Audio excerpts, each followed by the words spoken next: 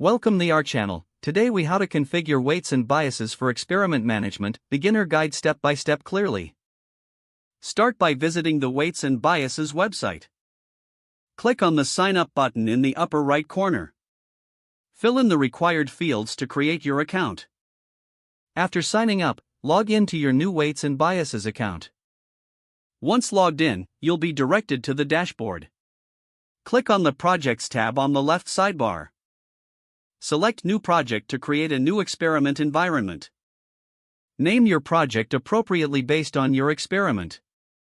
You can also add a description to provide more context. Next, choose the framework you will be using, such as TensorFlow or PyTorch. Open your code editor or integrated development environment. Install the Weights and Biases Python library using pip. Use the command pip install wanb. After the installation completes, import wanb into your script. Initialize WANB in your code with wanb.init. You can specify the project name and any additional configurations in the init method. Next, add your model and training configurations. Log hyperparameters and metrics by using wanb.log. Record any additional information relevant to your experiments. Train your model as you normally would.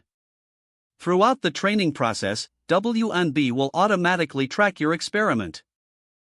Once training is complete, you can visualize the results on your project dashboard. If needed, you can compare different runs directly from the dashboard. Explore the various features such as charts and reports for deeper insights. To save your model and results, use wanb.save in your code.